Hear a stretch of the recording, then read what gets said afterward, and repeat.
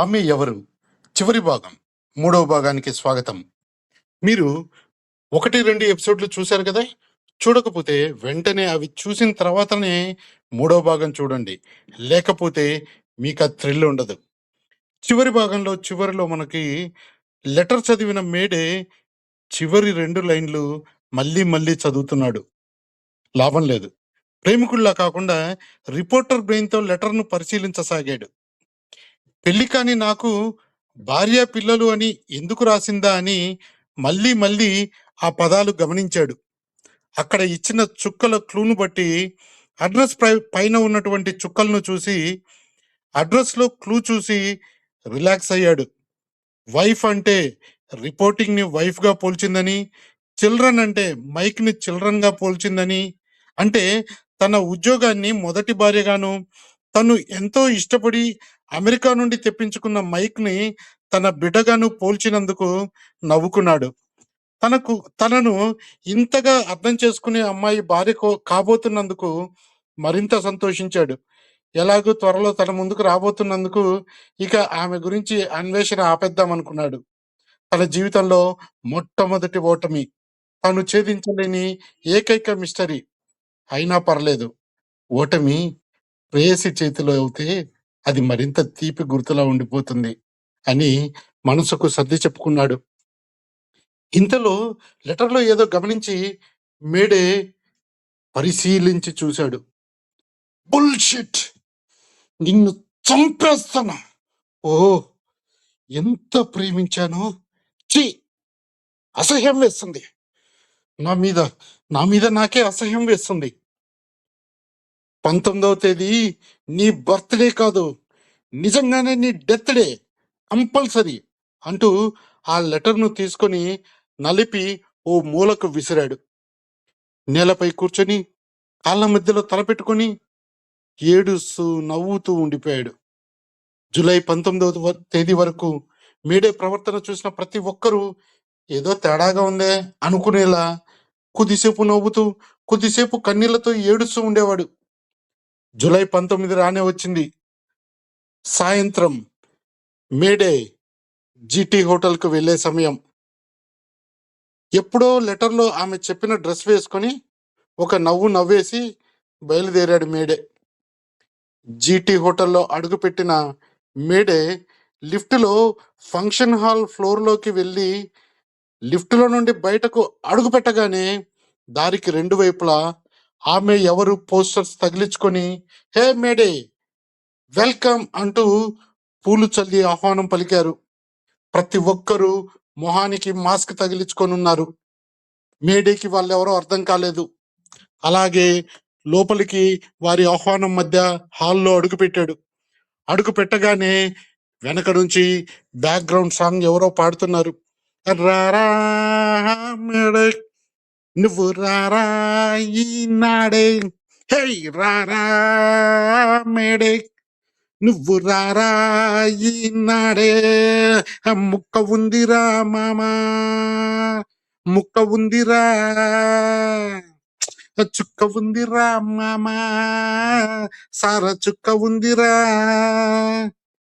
నిన్ను గోరి వచ్చిన చుక్క ఉందిరా, సంతోషించ నువ్వు సిద్ధమవ్వరా, హై రారా మేడే, నువ్వు రారా ఈనాడే అంటూ ఒక సాంగ్ చాలా ఇదిగా పాడుతూ వినిపించడం జరిగింది. దాంతో మేడేకి తెలియకుండానే ఒంటి నిండా గూస్ బంప్స్ వచ్చేసాయి. లోపలికి ఎంటర్ అయ్యి ప్రతి ఒక్కరిని పరిశీలించడం సాగాడు. దాదాపు 100 నుండి 150 మంది ఉన్నారు. వాళ్ళెవరో తను గుర్తుపట్టలేని పరిస్థితి. ఎందుకంటే ప్రతి ఒక్కరు కూడా ఆమె ఎవరు పోస్టర్ని మొహానికి మాస్క్ లా తగిలించుకొని ఉన్నారు. ఇంతలో ఇద్దరు వచ్చి మేడని తీసుకొని వెళ్ళి ఒక చైర్లో కూర్చోబెట్టారు. ఆ టేబుల్ అంతా నీట్ గా డెకరేట్ చేయబడి ఉంది. ఎంతో అందంగా ఆహ్లాదంగా ఉండిపోయింది ఆ వాతావరణం. ఒక్కొక్కరుగా పాటలు, డాన్సులు, నృత్యాలు చేస్తూ ఉన్నారు. తాగుతున్నారు, తింటున్నారు. జోష్గా నిండి ఉంది ఆ ఆవరణంతా. కానీ మేడే మొహంలో మాత్రం ఎటువంటి కళ లేదు. ఎందుకు చాలా బాధతో నిండిపోయినట్టుగా మొహం కనిపిస్తూ ఉంది. మళ్ళీ వెనక నుంచి పాట వినిపిస్తూనే ఉంది. మేడే మొహంలో నిదానంగా బాధ స్థానంలో కోపం నిండుతుంది. ఇంతలో సడన్ గా ఒక లేడీ వాయిస్ మైక్ లో నుంచి ఈ విధంగా అనౌన్స్ చేయడం జరిగింది. వెల్కమ్ మేడే, ఈ రోజు జరగబోయే కార్యక్రమం మొదటగా నీతో పాటుగా 1వ తరగతి నుంచి 5వ తరగతి వరకు మాత్రమే చదివినటువంటి ఫ్రెండ్స్ నిన్ను విష్ చేస్తారు. తరువాత 6వ తరగతి నుంచి 10వ తరగతి వరకు హై స్కూల్లో ఎవరైతే చదివారో వాళ్ళు నిన్ను విష్ చేస్తారు. ఆ తర్వాత ఇంటర్ క్లాస్మేట్స్ విష్ చేస్తారు. తర్వాత డిగ్రీ క్లాస్మేట్స్ విష్ చేస్తారు. ఆ తర్వాత జర్నలిజం ఫ్రెండ్స్ విష్ చేస్తారు. ఇదంతా అయిపోయిన తర్వాత నేను నీ ముందుకు వచ్చే ముందు నువ్వు మమ్మల్ని అందరినీ ఉద్దేశించి 2 నిమిషాలు మాట్లాడాలి అని చెప్పింది.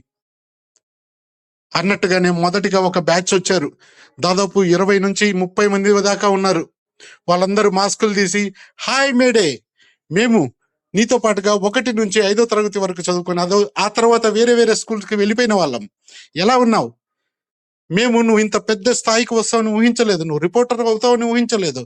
అసలు నీ ఐటమ్స్ ఇవన్నీ చాలా బాగుంటాయి. కానీ ఆమె ఎవరు అనేది నువ్వు కనిపెట్టలేదంటే నిజంగా మాకు సర్ప్రైజ్ గా ఉంది. మేము కూడా ఆమె ఎవరు అనేది కనుక్కోవడానికి చాలా ప్రయత్నం చేశాము, కానీ మేము కనుక్కోలేకపోయాము. మేడే, ఆమె ఎవరు అనేది మేము కూడా ఎదురు చూస్తున్నాం. మేడే, ఆల్ ద బెస్ట్. ఈ ఒకటి నువ్వు కనుక్కోలేకపోయినందుకు చాలా బాధగా ఉంది. బట్ నువ్వు ఖచ్చితంగా ఆమెను కలవాలి, మీరిద్దరు హ్యాపీగా ఉండాలి, ఇదే మా విష్ అంటూ ఆ గ్రూప్ పక్కకి వెళ్ళిపోయింది. తర్వాత 6వ తరగతి నుంచి 10వ తరగతి వరకు మేడేతో చదివినటువంటి వాళ్ళు వచ్చారు. వాళ్ళు కూడా జోష్ గా మేడేని విష్ చేశారు. కానీ చివరిలో ఒక్క మాట చెప్పారు, మేడే, మా కోరిక ఒక్కటే, నువ్వు ఆ అమ్మాయితోటి జీవితం పంచుకోవాలి, నువ్వు ఆ అమ్మాయిని పెళ్లి చేసుకోవాలి, ఆమె ఎవరైనా సరే ఎలా ఉన్నా సరే, ఇదే మా కోరిక అంటూ దిగిపోయారు. తర్వాత ఇంటర్మీడియట్ బ్యాచ్ వాళ్ళు స్టేజ్ మీదకి వచ్చారు. వాళ్ళని వాళ్ళు పరిచయం చేసుకున్నారు ఒక్కొక్కరు. మేడే వైపు చూస్తే మేడే మొహంలో మాత్రం రక్తపు చుక్క కనిపించడం లేదు. మేడే, నువ్వు ఖచ్చితంగా ఆ అమ్మాయి ఎవరో కనిపెడతాం అనుకున్నావు, నువ్వు కనుక్కోలేకపోయావు అంటే నిజంగా మేము సర్ప్రైజ్, ఎందుకంటే నీ టాలెంట్ మాకు తెలుసు. ఓకే, ఎనీవే, నువ్వు ఓడిపోయింది నీ కాబోయే భార్య చేతిలోనే కదా, నువ్వు ఖచ్చితంగా అమ్మాయిని పెళ్లి చేసుకోవాలి. అంతేకాదు, ఇప్పుడే, ఇక్కడే, ఈ హోటల్లోనే పెళ్లి జరగాలి. దానికి మేమంతా విట్నెస్ గా ఉండాలి, ఎందుకంటే మేమందరము మళ్ళీ కలవాలి అంటే చాలా కష్టం. ఇదిగో చూడు, మన ఫ్రెండ్స్ కొంతమంది వివిధ దేశాల నుంచి కూడా వచ్చిన వాళ్ళు ఉన్నారు. కాబట్టి this is right time, please please ఇప్పుడే ఈ పెళ్లి జరిగిపోవాలి అంటూ స్టేజ్ దిగి వెళ్ళిపోయారు. ఆ తర్వాత డిగ్రీ స్టూడెంట్స్ వచ్చారు. వాళ్ళు కూడా, మేడే ప్లీజ్, మా వైపు నుంచి నీకు ఇదే రిక్వెస్ట్, నువ్వు ఖచ్చితంగా ఆ అమ్మాయిని పెళ్లి చేసుకోవాలి అని చెప్పి దిగిపోయారు. ఆ తర్వాత జర్నలిజం స్కూల్ నుంచి వచ్చినటువంటి ఫ్రెండ్స్ వచ్చారు. వాళ్ళు కూడా, మేడే, అసలు నువ్వు ఆ అమ్మాయిని కనుక్కోలేకపోయావంటే ఆ అమ్మాయి ఎంత తెలివిగలదో మాకు అర్థమవుతుంది. నిజంగా మాకు ఇది చాలా ఆశ్చర్యకరంగా ఉంది. మేము కూడా అమ్మాయి ఎవరో చూడాలనుకుంటున్నాము. మేడే, ఇక నువ్వు ఆలస్యం చేయొద్దు, వెంటనే వెంటనే ఇక్కడే ఈ క్షణమే ఈ సమయంలోనే మా అందరి సమక్షంలో ఆ అమ్మాయిని పెళ్లి చేసుకోవాలి, ఇదే మా కోరిక. ఏమంటారు ఫ్రెండ్స్ అంటూ అందరితోటి, ఎస్ మేడే, ఆమె ఎవరిని పెళ్లి చేసుకోవాలి, మేడే, ఆమె ఎవరిని పెళ్లి చేసుకోవాలి, మేడే, ఆమె ఎవరిని పెళ్లి చేసుకోవాలి అని అక్కడ ఉన్న వారందరి చప్పట్లు కేకల మధ్యలో మేడే స్టేజ్ పైకి ఎక్కాడు. ఎక్కి, నిజంగా మిమ్మల్ని అందరినీ ఈ విధంగా కలవడం నాకు చాలా సంతోషంగా ఉంది. నా జీవితంలో ఇది మరచిపోలేని రోజు. అయితే మీకు ముఖ్యంగా 3 విషయాలు చెప్పాలనుకుంటున్నాను. దయచేసి సంయమనంతో చివరి వరకు వినండి. మొట్టమొదటిది, నేను ఆమె ఎవరిని పెళ్లి చేసుకోవడం లేదు, పెళ్లి చేసుకోవడానికి అవకాశం కూడా లేదు. దయచేసి దాన్ని మీరు అర్థం చేసుకోండి అని చెప్పారు. కింద ఉన్న ఫ్రెండ్స్ అందరి మొహాల్లో కలకలం రేగింది. ఏంటి, మేడే ఆమె ఎవరిని పెళ్లి చేసుకోడా? పాపం ఆమె ఎంత ప్రేమించి ఉంటే ఇలా చేసి ఉంటది, ఎందుకు ఇలా చేస్తున్నాడు? అరే, ఇది తప్పురా, మనందరం కలిసి ఎలాగైనా సరే ఆమె ఎవరు మేడే ముందుకు రాగానే మేడేని ఒప్పించి పెళ్లి చేయాలి, తప్పదు, ఎట్లయినా సరే ఏమైనా చేద్దాం అని ఒకరితో ఒకరు మాట్లాడుకుంటూ ఆగలేక గట్టిగా లేచి నిలబడి మేడే లేదు, మేము ఒప్పుకోం, నువ్వు ఖచ్చితంగా ఆమె ఎవరిని పెళ్లి చేసుకోవాల్సిందే, మేము ఒప్పుకోం అని అరుస్తూ ఉన్నారు. మేడే, దయచేసి అందరు కూర్చోండి. రెండవ విషయం, మీకెవరు చెప్పారు నేను ఆమె ఎవరిని కనిపెట్టలేదని? నేను కనుక్కున్నాను అని అన్నాడు. అనగానే ఒక్కసారిగా రూమ్ అంతా సైలెంట్ గా మారిపోయింది. అందరూ అదేంటి మరి తెలిసి మేడే ఇప్పటి వరకు ఆమెను కలవకుండా ఎందుకున్నాడు, నిజంగానా, తెలిసిపోయిందా అనుకుంటూ ఒకరి మొహాలు ఒకరు చూసుకుంటూ ఆశ్చర్యచకితులై మేడే వైపు చూడసాగారు. అప్పుడు మేడే మూడవ విషయాన్ని వారికి తెలియజేయడానికి సిద్ధమవుతున్నాడు. ఇక ముఖ్య విషయం, మీరందరూ అనుకుంటున్నట్టుగా ఆమె ఎవరు? లేడీ కాదు, జెంట్, మరెవరో కాదు, 1వ తరగతి నుంచి డిగ్రీ వరకు నాతో పాటు కలిసి చదివిన గణేష్. గణేష్ గణేష్ రే వెధవా, ఎందుకురా ఎందుకురా ఈ పని చేసావు? ఎందుకురా నన్ను ఇంతగా ఆడుకున్నావు? ఎంతగా మదన పడ్డానో తెలుసారా, ఎంతగా ప్రేమించానో తెలుసారా? నాకు తెలియకుండానే నా జీవితాన్ని సంకనాకించేసేవరా దరిద్రుడా, ఇట్లాంటి పని ఎందుకు చేసావురా? నా ముందుకు వస్తావా లేకుంటే నీ దగ్గరికి నన్ను వచ్చి చంపేయమంటావా? మర్యాదగా ముందుకురా, నా ముందుకురా. గణేష్ ఎక్కడున్నావురా అంటూ గట్టిగా అరిచేశాడు మేడే. ఒక్కసారిగా హాలంతా నిశ్శబ్దం అలుముకుంది. అదేంటి, ఆమె ఎవరు? అమ్మాయి కదా, అబ్బాయా? ఇంతలో మైక్లో నుంచి గట్టిగా చప్పట్లు వినిపించాయి. మేడే నిలుచున్న చోట పైనుంచి పులవర్షం కురిసింది. అప్పుడు నిదానంగా మైక్లో నుంచి గణేష్ ఇలా మాట్లాడుతున్నాడు. మేడే, సారీరా. అరే, ఎంతైనా నువ్వు జీనియస్ రా. ఎంత ప్రేమగా, ఎంత ఫ్రెండ్లీగా ఉండేవాళ్ళం రా మనం. నిన్ను ప్రతి ఫ్రెండ్షిప్ డేకి విష్ చేస్తున్నాను, ప్రతి ఫ్రెండ్షిప్ పార్టీకి నిన్ను రమ్మని చెప్తున్నాను. ప్రతిసారి మన 10th క్లాస్మేట్స్ కానీ, ఇంటర్ క్లాస్మేట్స్ కానీ, డిగ్రీ క్లాస్మేట్స్ కానీ ఏదన్నా ప్రోగ్రాం పెట్టినప్పుడల్లా నిన్ను రమ్మని అడుక్కుంటున్నాను, బతిమలాడుతున్నాను. అయినా కూడా నువ్వు రాకుండా నన్నెంతో బాధ పెట్టావు. అందుకే నీ మీద ఎలా అయినా సరే కసి తీర్చుకోవాలని ఈ పని చేశారా. ప్లీజ్ రా, నన్ను మాత్రం ఏం చేయకురా. నీ ముందుకు రావాలంటేనే నాకు చాలా గుండెల్లో దడపడుతుందిరా. ప్లీజ్ రా, నన్ను క్షమించరా అంటూ మైక్ కట్ అయ్యే సమయానికి మేడే ముందు వచ్చి నిలబడ్డాడు. ఆమె ఎవరు? చి ఇంకా ఆమెంటి, గణేష్. మేడే కళ్ళెంబడి నీళ్లు కారుతున్నాయి, కానీ పెదవులపై చిరునవ్వులు వెదజల్లుతున్నాయి. ఏమీ అర్థం కాని స్థితిలో తన స్నేహితుడైన గణేష్ ని గట్టిగా గుండెలకు హత్తుకున్నాడు. థ్యాంక్ యూ మై డియర్, నా జీవితంలో నేను మర్చిపోలేని అనుభవాన్ని అందించావు. Thank you very much. ఇక్కడికి విచ్చేసిన ప్రతి ఒక్కరికి కూడా హృదయపూర్వక ధన్యవాదాలు.